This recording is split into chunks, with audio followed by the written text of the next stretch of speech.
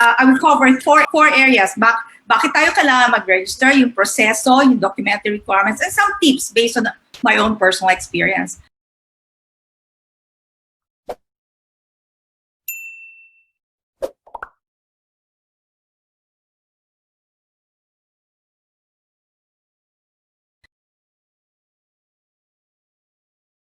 So bakit kailangan mag-register ng online business?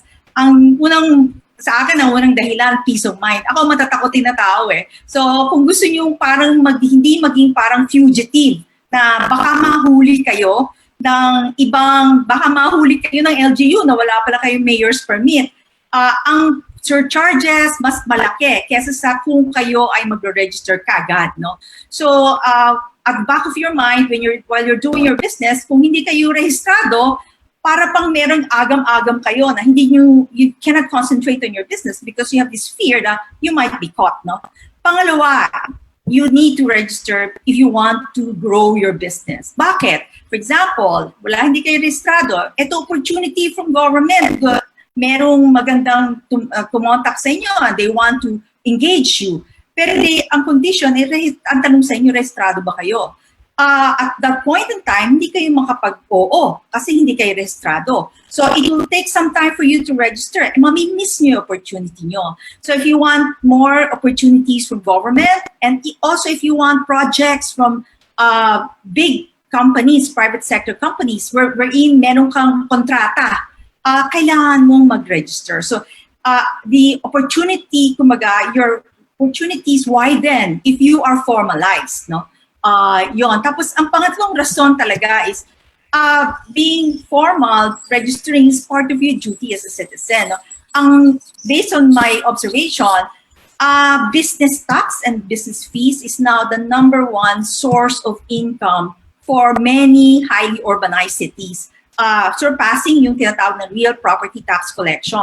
So for example, nagkasunog, ang sa inyo, ang responder sa inyo, Bureau of Fire Protection, and in the local business fees, kasama yung bayad sa Bureau of Fire Protection. Even security, yung garbage collection nyo, saan nagagaling yon? Nagagaling yon doon sa mga revenues na generate ng mga local government. So really, as a good citizen, it is very important that you formalize and you register your business. So I will now give you an overview. Ano ba yung mga proseso? How many steps do we need to go through if you want to register? So yung next frame will give you eto. If you go through yung color orange, it looks very maraming steps. There are 5 steps, but actually, if you want to operate, you only have to follow the first 4 steps. In other words, yung step 1 is the tinatawag na primary registration. Bakit primary? Because it's the first thing that you have to do.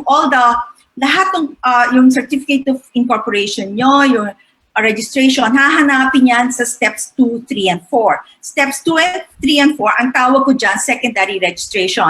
Step 2 concerns your registration with the Social Security agencies and the BIR. Step 3 is another secondary registration with the LG where your business is located. And step 4 is your registration with the Bureau of Internal Revenue. Take note, in many countries in the world, yung step 1 at step 4 are prerequisites, no? And then step 5, bakit siya ibang kulay? Kasi you comply with that after you have operated. And step 3A, with the local government unit, you also have to comply with that after you have operated. In other words, in many LGUs, you can submit your Bureau of Fire inspection certificate after 30 days. Or your sanitary permit, yung environmental clearances, pwede mo siyang, even your barangay in some cities, barangay clearance, you can submit it after you have operated, no? So to give you more details, the next frame will give you the agencies involved in these steps. The next frame. So in primary registration, yung susunod na frame, please. Yung primary registration, if you are a single proprietor, yes, there. If you're a single proprietor, you go to DTI. ang DTI, may online na sila, may walk-in. In online, you can get your registration in less than 30 minutes. Later on, that will be discussed by Ms. Beryl, no? And then if you want to register as a corporation, pwedeng SEC has these two modalities, yung a national business one-stop shop for one-person corporation and five-person corporations. And for other corporations, you have to submit or go through yung kanilang ordinary processes. And if you're a cooperative, you go through the CDA. Actually, there are about 8 agencies involved in business permitting. But if you're an applicant, you only have to deal with 6 agencies. And of these 6 agencies, most of them, a number of them, have online registration processes. So after step 1, after you, for example, you're a single proprietor, you have been registered with DTI, you have to go through registration with the Social Security agencies. And these are SSS, PhilHealth, Pag-ibig, and you have to get your tax identification number. Now, the good news is that with SSS and Pag-ibig, you can actually register online, get your number online. But if you are, because you are online business, madali na yan sa inyo, and you can get it in less than an hour. Siyempre, mas mabilis pa, no? It's only PhilHealth because their system is currently being improved, kaya wala silang online, but before they used to have an online employer registration system. So after you have gotten the numbers, you now have to go to the LGU. So ang LGU, there are, based on my study, there are 3 LGUs that have online systems. And these are Valenzuela, Cagayan de Oro City, and San Fernando in Pampanga. Now, one of the best online systems that I've seen is Valenzuela, what they call Paspas Bilis, what they call Paspas Permit, which you can get in 10 seconds, no? So you can get your permit in 10 seconds and comply with the post requirements after mga 30 days, no? But most of the cities may online system sila, no? So after yung mayor's permit, hinihingi yan ng BIR to get a certificate of registration. Ang BIR, actually, if you are going through the NBOS, the National Business One-Stop Shop in SEC, hando na rin ang BIR, kasabay na yon. And not only that, you also get your SSS number, your PhilHealth, your Pag-ibig, and BIR team all at once. You don't need to separately secure them through online or through walk-in, no? So, and last, yung step 5 naman, kailangan lang yon once you employ people. So every new employee that you get, you have to enroll them in the Social Security agencies, no? So pag nakita nyo, if you're computer savvy and you're single prop, you can actually get your permit to operate in less than a week. For example, single prop online, you can get it in less than 30 minutes. And then you go online to get your SSS, your Pag-ibig, your BIR, also in half a day. And then your mayor's permit, if you're located in Valenzuela, you can get it actually in 10 seconds, they say. Let's say an hour. And then the only walk-in that you actually go through is yung walk-in sa PhilHealth and walk-in sa BIR. So you allot time to go to PhilHealth physically, and you allot time to go to BIR physically. And my own experience, because BIR has this single window policy, you can actually get your permit in less than an hour, no? So medyo mabilis siya. So now, if some of the post-registration requirements of LGUs, yung FSIC na tinatawag na from the Bureau of Fire, sanitary permit, occupational permit, environmental clearance, and others, no? So these are things that you will comply with after you have operated already, no? So for some, sabi ko nga, LGUs differ in their policies. Some of them would require it for FSIC, for example, or Fire Safety Inspection Certificate, they might require it ahead, no? So the next, I have an example of 3 LGUs because their policies differ of how they actually do their permitting, no? So if you look at the next frame will show you that an example of an LGU with which has a very maraming pre-registration requirements. So pag hiningi mo dyan, to LGU na to, you have to get your tax declaration, you have to get yung locational clearance, yung FSIC, yung barangay clearance ahead before you go to the Business Permits and Licensing Office. Tapos may post requirement pa sila. Pag nakuha mo na yung permit mo, kailangan pa rin kumuha ka ng sanitary permit later on, and environmental clearance. But in another LGU, the next frame, ito naman, madali lang yung registration, pero merong mga post requirements. Yung susunod na frame, please. Susunod na frame. Yes, there. So makita nyo, mabilis lang. Diretso kayo sa BPLO, yung Business Permits and Licensing Office. Mag-submit kayo application form, you get a claim stub, get tax bill, pay. Pero afterwards, dapat mag-submit kayo ng mga environmental clearance, sanitary permit, yung FSIC nila within a certain period of time. And even your barangay clearance within a certain period of time. Ang ideal talaga, if you look at the next one, is yung LGU na magbibigay na lahat ng permit together with the mayor's permit. No? The next frame, please. And I'm glad that Attorney Malaya is here because I think Parañaque provides us with an ideal setup for a manual or a walk-in system of business permitting. No? So lahat ng mga agencies naka-backroom na yung Bureau of Fire, so that, and the departments of the LGU, so that it allows them to give you all the permits at the same time, together with the mayor's permit. Hindi ka na kailangang bumalik pa. No?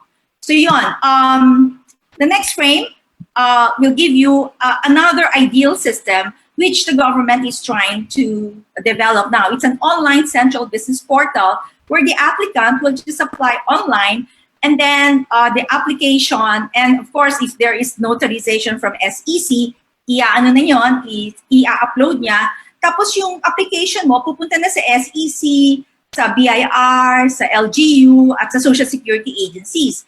Tapos, kukunin mo na lang, lahat sila, they will consolidate they will do their own individual approvals, and ikaw as an applicant, kukunin mo na lang lahat ng permits mo at the same time. This is an idea, one version of what they call the Central Business Portal, which is being mandated as part of RA 11032 or yung Ease of Doing Business Bill. No? Okay, law pala. Okay. So now, what are the documentary, ano yung susunod nating frame? Yung mga documents released by agencies. I want to show this because these are very important things that you should keep if you are if you're registered. In step 1, SEC will issue you your certificate. If you're a corporation, it will issue you a certificate of incorporation plus your articles of incorporation. Yung step 2 naman, mga Social Security agencies will give you the numbers, and BIR will give you TIN. So when you go to the mayor's permit, you apply for a mayor's permit, lahat ng information na yon hihingin sa'yo. Hihingin ka ng PIN, hihingin ka kopya ng proof that you have been registered. And at the same time, aside from the mayor's permit that you will get from the LGU, you will also actually be getting a barangay clearance, zoning clearance, what they call fire safety inspection certificate from the Bureau of Fire, environmental clearance, and sanitary permit. Pag-apply nyo, pag-renew nyo the following year, it would be good to have these documents handy. And if you apply sa BIR, so step 4, the BIR will also request from you copies of your either SEC or DTI certificates and your mayor's permit. And BIR, in turn, will give you a certificate of registration, registered books of accounts. You have to register your books of accounts with them. You can actually also buy your receipts from this is a new development from the BIR. You don't need to don't need to wait for 14 days to have your receipts printed. They will provide you with the receipts, and they will also give you the authority to print receipts if you want to print your own receipts. And of course, when you have employees and you apply at the Social Security agencies, then the Social Security agencies will actually give you a form with approved list of your employees. No? Now, some of the doc requirements, I will gloss over SEC and DTI because this will be discussed later on. The next 3 frames, please. I will just show you that some LGUs have different requirements. No? For example, in the case of Manila, Manila will require you to submit 2 application forms that are notarized. But in other cities, they don't require notarization of application forms. No? if you look at Valenzuela, I cited there Valenzuela. They have a very short list because you go online, konti lang yung mga requirements nila, no? So these are, I just want to highlight, LGUs have different requirements, but of course may mga uniform set of documentary requirements like yung proof of business registration, proof of right of applicant to use location, for example, yung TCP, contract of lease, and some, for example, in Quezon City, they also require you a locational plan. No? If you're inside the subdivision, you also have to give yung no objection by the homeowners association or your neighbor. So you have to be conscious of these different requirements in the city where your business is located. No? So some more, the next frame will show you, ano yung next frame natin? Yan. If what I've explained is an ordinary business, like myself, I'm a consultant, and then, for example, if you're online business, medyo ordinary. But there are special activities that would require additional requirements. So if you're a rice retailer, you have to get the permit from NFA. If you're dealing with the selling of animal facilities, manpower services, video games, public market, schools, these lists would require you to submit additional requirements as required by law. No? So iba-ibang, you have to, when you go to an LGU, tignan mo, ito bang activity ko would require an additional requirement other than what ordinarily is indicated in the list of documentary requirements. No? So I'd like to, after that, ano pa yung susunod natin? Okay, now, looking forward to some of the reforms. Actually, maganda yung news natin kasi in the next 6 months, sabi ni ARTA Director General in the last meeting of the ARTA, they are targeting that by December, all highly urbanized cities will be able to set up what is called an e-boss or electronic boss or an online system where applicants can register. This is one of the consequences of COVID is to highlight the importance of having an online system.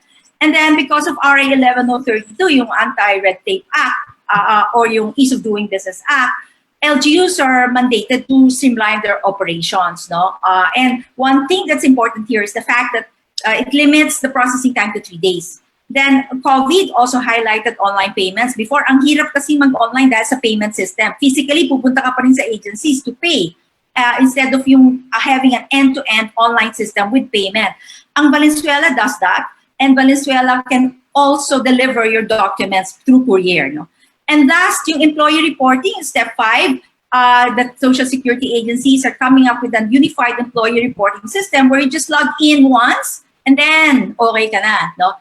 You're registered, your employees are enrolled in 3 agencies all at once. So what are the tips? Remember, I keep on highlighting this, mayor's permit processes and documentary requirements differ by LGU. So dapat alam mo yung requirements ng LGU.